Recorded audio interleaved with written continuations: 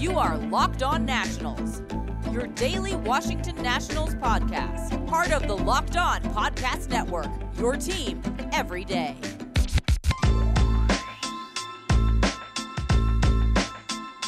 Hello, everybody. Josh Neighbors here for the Locked On Nationals podcast. Today, it is Monday, January 3rd, 2022. It is our first show of the new year. We'll talk about the current lockout and give an update on where things are right now between the Players Union and MLB. And also, we'll look at some New Year's resolutions maybe that some Nationals fans should have as we head into the 2022 season. And also a look at some of the other starting pitchers who contributed in some of the previous episodes. We went over the years that Joe Ross, Eric Fetty, Steven Strasburg, obviously not having much of a year, but, look back on the year for him. And also for Patrick Corbin.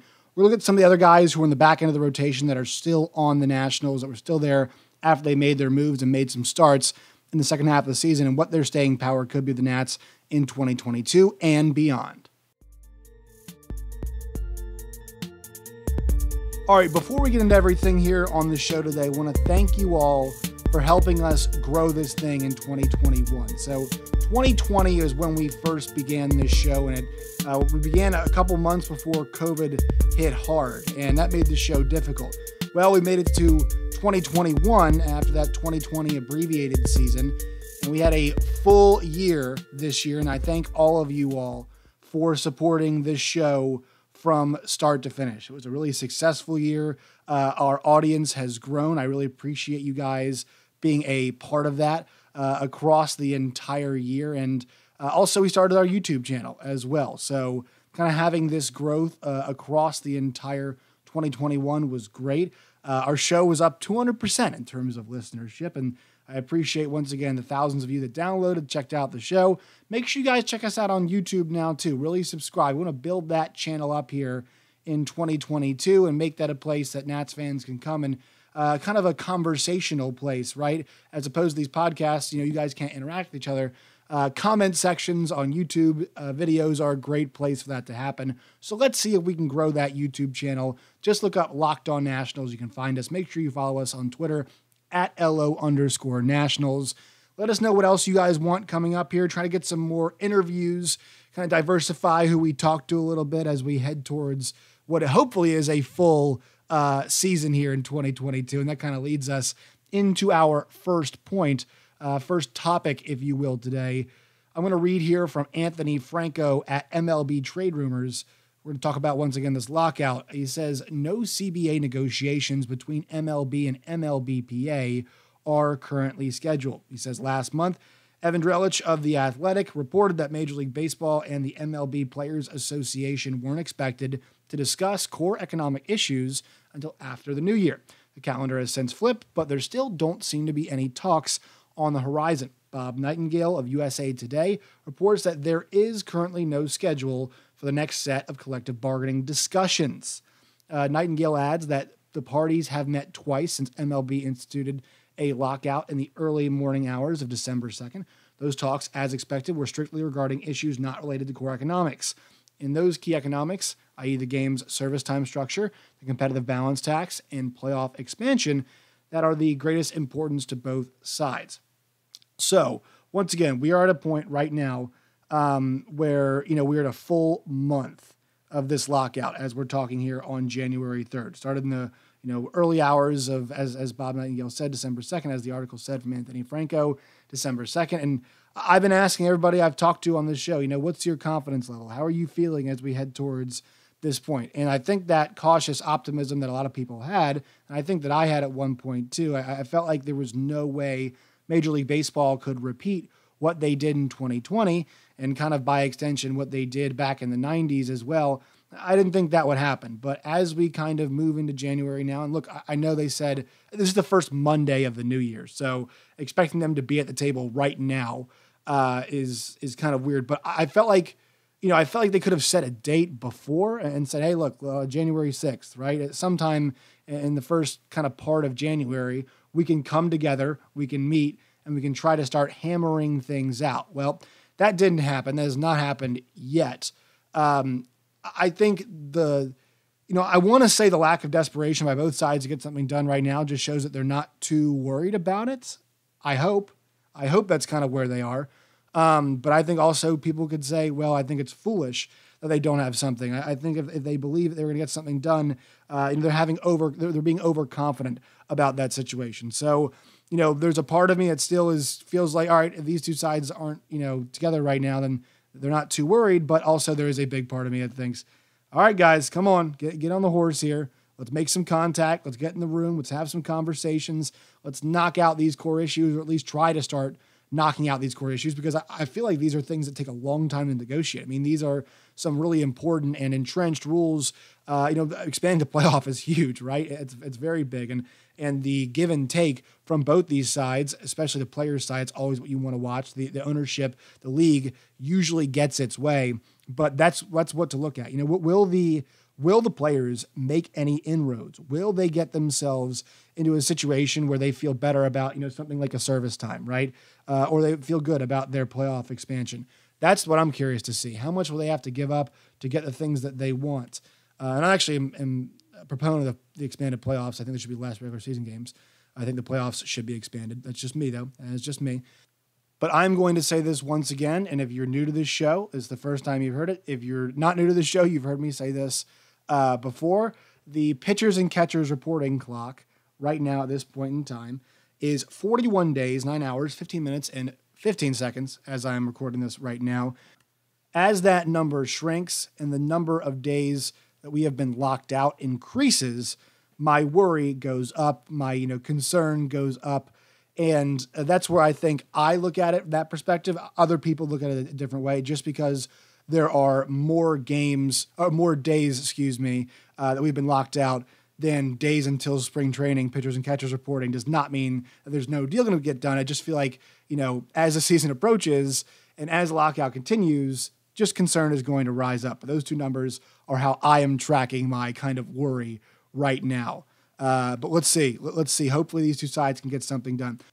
All right, we're going to talk about some Nationals New Year's resolutions for the fans and the front office. But first, a quick word from our sponsors. Today's show is brought to you by Built Bar. Go to Built.com today. That's Built.com. And you guys will be able to find the collection of Built Bars, Built Go, Built Boost. It's a great part of any New Year's resolution. Delicious Built Bars are good, and they are good for you. So replace candy bars with a Built Bar today. They've got 130 calories, 4 grams of sugar, 4 grams of net carbs, 17 grams of protein. Compare that to a candy bar, which has usually 240 calories, 30 grams of sugar, and dozens of net carbs. So for the new year, find yourself some Built Bars today at Built.com. They've got coconut almond, peanut butter brownie, raspberry, cookies and cream, salted caramel, mint brownie, and many more. Built Bar is always releasing new flavors, so go there and check it out today. Built.com, promo code LOCKED15, LOCKED15, LOCKED15 for 15% off today. All right, so some New Year's resolutions here in 2022 for Nationals fans. So this season is going to be rough. Well, at least we think it's going to be rough, right? You never know what's going to happen in baseball. Sometimes things can shock you. But this season, with the way the Nationals are currently constructing their roster, with the way they've been going about things right now, I think there is a healthy skepticism about the quality of this team, especially when you compare it to that of the quality of the other National League East teams. The Marlins want to take a step up. The Braves, just won the World Series. The Phillies wanted to make the playoffs. The Mets demand kind of being a contender, even though they get in their own way all the time. The Nationals right now have just gone through a massive sell, right? That's where they are. And they've made a couple signings this offseason, but the signings they have made, they've brought in Maikel Franco, and they brought in D. Strange Gordon, and they have re-signed Alcides Escobar. It appears the expectation for them, at least this season, is, look, they want to see what they have with guys like Carter Kieboom. They want to see what they have with guys like Luis Garcia. They want to see what they have in the outfield, with guys like Lane Thomas. They want to see maybe if Victor Robles, this could be his last chance. There are all kinds of things that they're trying to monitor as they figure out what kind of team they want to build moving forward. You got guys like Josh Bell on the, in the last year of his, arbitration, heading towards a situation where, where he could be extended. They could consider doing that, or, maybe not, depending on his performance this season. I kind of of the mind that I think they should get a guy like that under contract just to have a veteran. I know, a decent performance last year, and know he's a pretty capable guy to put in that 4 spot. And not a great defender, but still, I think it's a pretty capable guy. And obviously with the DH on the horizon, can give you some production in that setting, in that instance as well. So, those are the things that they're monitoring. This is a season to see what the core will be like moving forward. And also, they're moving towards the end of the contracts. They've got at least Patrick Corbin's contract, because that one has got a few more years left, and they need him to pitch better. And I think they're just trying to wait a couple things out. And also, I want to see what Steven Strasburg has got in the tank. We know his injuries last season were pretty upsetting to watch for Nationals fans, and obviously pretty upsetting for him, actually the last 2 seasons. So those frustrations for Nationals fans and for him, we'll see if they continue. We'll see if they persist, over the course of this season. Hopefully they can get him healthy. There's just so much evaluating that's going to go on this season. It does not mean they can't try and be competitive or pick up some pieces in free agency that will help them. But I think the one New Year's resolution Nationals fans need to have is, look, this season's probably acknowledge it's probably going to be rough, and treat it as such. So when you watch games, search for things such as Lane Thomas's performance, Carter Kieboom's development, Luis Garcia, how does he look physically? How does he look as a player out there in terms of confidence as he plays? Are there a couple guys, like your Maikel Francos who have a good year and could be a guy that, you can get on the cheap on a contract next season to keep with you? Is there anybody in the bullpen that we feel like deserves a prominent spot? As guys like Will Harris, will pitch there last year and he's been so injured. Is there somebody that could take up the back end of the bullpen, what they've got there? How will the prospects look? There needs to be a different view on this season. I know with a player like Juan Soto, there is pressure to build a winning team and do it soon, so he does not have any ideas of leaving. But I think he understands the spot that the club is in. He really needs to. I mean, it's not, uncommon, the spot they're in, and they've got a chance to build with guys like Keibert Ruiz and Josiah Gray. Obviously a host of other guys like Riley Adams. Could he keep producing at a good level? Is Mason Thompson going to produce as well? How about the guys like Donovan Casey that we haven't seen yet? How about the prospects the Nationals have had, in their ranks? Cade Cavalli's, Jackson Rutledge's, Seth Romero's even. Where are those guys factor in? Watch for those things this year. Now, when the offseason comes around, there should be an expectation that this team is going to retool and see what they've got and make necessary moves to try and become competitive again. I don't think sitting on their hands for more than a year is going to be the right thing to do, especially with Juan Soto. They cannot be in a situation, the Nationals, where they lose Bryce Harper and they lose Juan Soto. It just can't happen. I mean, Juan Soto, I think consensus is to me, honestly, he is the best hitter in baseball.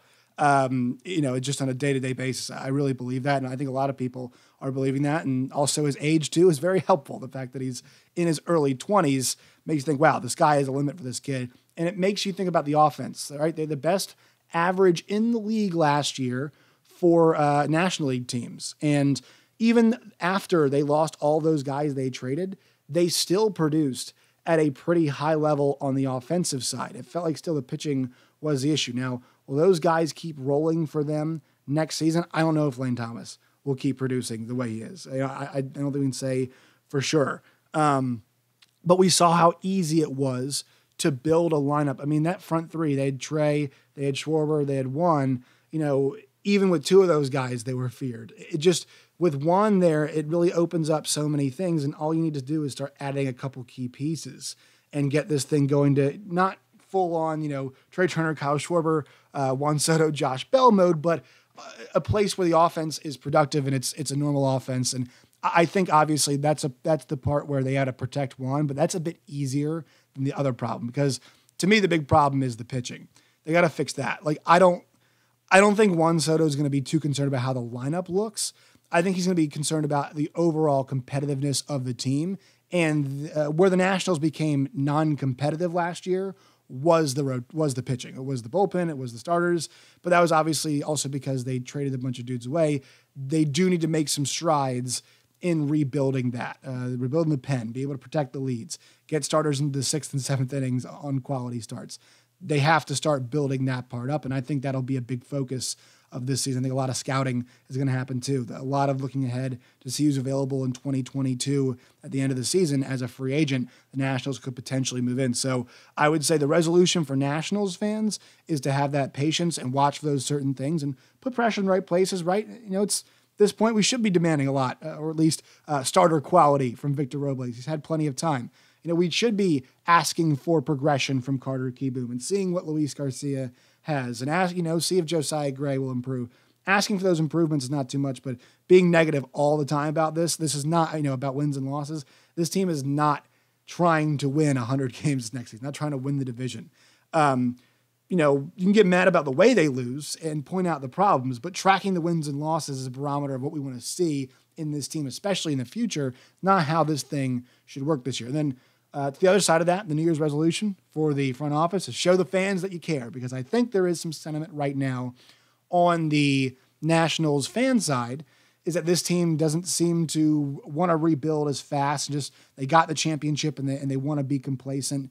Show that that's not the case. Show that it's not just about the one title and you're fine not winning one for a while and you're semi-willing to let Juan Soto slip through your fingers. That's the big key, I think, this season for the front office. That should be their New Year's resolutions. That's what I think there about those two things. Nats fans and then also Nats front office with those things as well. All right, one more break and then look at a couple Nationals pitchers that finished up the year for them last year and ask, hey, can these guys be a part of things in 2022? All right, so we talked a bunch about the kind of guys that have been around for a while for the Nationals. We hit on Corbin, hit on Strasburg. We also hit on Joe Ross and Eric Fedde. But the guy who was tied for the third most starts, maybe by the Nationals last year, there's a three-way tie. It was Paulo Espino, Joe Ross, and Max Scherzer. Obviously, Joe Ross goes down with the injury late in the season. Max Scherzer gets traded away. And Paulo Espino was there for a large portion of the back end. And this was somebody that performed very ably, in my opinion, in the 19 starts that he made. Now, he only had one quality start, but the 5-5 record and 109 innings pitched and a 4.27 ERA is very, very solid for somebody they did not expect to have to throw in that role. That was not supposed to be Paulo Espino's contribution to the 2021 Nationals, but he makes the most appearances of his career with 35, makes the 19 starts as well. And I think this is somebody that, look, I don't think he should be a part of the rotation starting off next season. I think he's obviously going to get a couple opportunities to pitch maybe as a starter, but I think undoubtedly they don't want him to start off in that situation. Now, the good thing is you've got somebody who has got some experience in that starting category. But this last season, he had a really good start. His first 3 months were very solid, around his first 35 innings or so. A lot of solid work. He had a 2.84 ERA and 6 1/3 in April, 2.08 and 8 2/3 in May, and then in June, 1.74 ERA. And that is when he picked up, the win, and also the month where he picked up a save too, but was rock solid at that point. Then things got a little bit sideways for him, but it's because he took a starting role on it. 4.56 ERA in July, 7.45 in August, 4.66 in September. So, this was, once again, a guy who was not supposed to be a starting pitcher for the Nationals, but is able to grind, and I think they'll need that next year. Hopefully not as a starter, but that ability to eat some innings is something I think the Nationals will need because they don't have a whole lot of starting pitching depth. We saw it last season. Fedde and Ross and Espino were not supposed to be part of the rotation, but they ended up there because of the lack of depth the Nationals had. So I think we should expect some guys like Paulo Espino to be called on at certain points, and that's a veteran, at 35 years old, and he's going to be 35 in the season starts. Actually turns 35 in 1 week. Some of the Nationals I should depend on, but they've got there as kind of a safety net, and I do think he'll start out in the pen next season, or depending on how things go in the free agency, might be a starter because they can get him for cheap, and he's still in a pre-arbitration right now. All right, also on the pitching front, talking about guys that made starts, and we'll talk about some of the young guns coming up here and kind of as the weeks go on. But Josh Rogers, by young guys, I mean Josiah Gray. I really want to focus on him, but kind of give him his own episode. And by the way, if you hear anything clunking, I'm sure a lot of you right now are experiencing the winter weather that is happening all across the Washington, D.C. to Virginia area and everywhere else in between. So I hope everybody out there is staying safe right now. But you hear any thuds? You just heard a thud right there. That is the snow falling. So hopefully it does not persist. But anyway, Josh Rogers is a very interesting guy to look at for the season that he had. because he's 27 years old. He's a 6'3" guy, bigger guy, over 200 pounds. He is a lefty, which is nice. And, he kind of seemed like he was finding a little bit of a home last year with the Nationals. They pick him up, and he has a 2.73 ERA in the month of September across 29 and 2/3 innings pitched. Now, last couple starts did not go well for him, but, that first game he pitched against the Mets pitched him to a 4-3 win. And then he gave him 6 2/3, 8 hit ball, but still only 2 earned runs, in the game against the Pirates that he pitched. Came back 5 scoreless against the Marlins. And the next one, only 1 earned run across 7 2/3 against the Marlins. Tough last couple starts, as I mentioned, against the Red Sox and against the Reds. But still, this is somebody who gained a little bit of confidence towards the back end. I think because of his price, because of his age, the fact that he doesn't have many innings on him, as a major league player. I mean, this guy, across his entire time in the majors, last 3 seasons, has pitched a total of 61 2/3 innings. So he's a young guy. He's cheap. It's somebody they can give an opportunity to, maybe for that fifth starter spot, I should say. But, I think right now kind of the idea is, look, you hope Fetty's going to be there, Patrick Corbin's going to be there. You hope you get Steven Strasburg back in there. That gives you 4, counting Joe Ross if you get him off that injury. Josiah Gray around there is going to be 5, but you need some backup because we can't depend on those 5 guys. I mean, I think that, with Gray, Ross, Fetty, Corbin, Strasburg, the problem is performance for a couple of them, especially, Corbin's going to stay in the rotation no matter what, I think, next year. But you got to think about performance for guys like Eric Fetty. You got to think about performance for guys like potentially Joe Ross. I think he should be okay. And then injuries, obviously, with Strasburg. So there are some questions there about performance and about health. And that's why having a Josh Rogers, that's why having a Paulo Espino in that situation are good. I still think you should bring in a couple other guys and maybe bring somebody up too. Seth Romero could have a chance to be in the rotation. I think they start him out probably in the bullpen. But those are guys who will have an opportunity. Once again, the Mets last year brought in a bunch of dudes last offseason. Either Joey Lucchese's of the world. Forget the Jordan Yamamoto too. Still, that was not enough depth. We saw the injuries hit, and the Nationals have seen some injury bugs too with the pitching. Joe Ross goes down. They lost Eric Fetty for a small portion of time, and Max Scherzer was even banged up a little bit. Obviously, Steven Strasburg. With those guys, you need. And I know Max is gone now.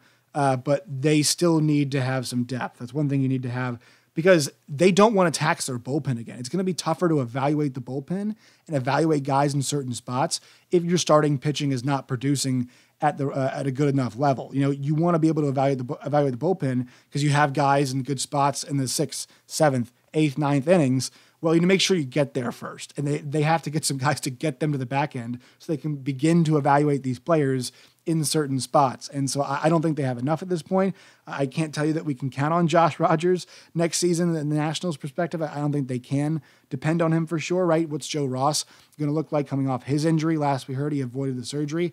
How does he look? Can Steven Strasburg even go? Can Corbin bounce back? How does Fetty look? There's so many questions that, I think guys like Rogers and Espino, but hopefully more of the younger guys like Josh Rogers is kind of taking a flyer on him.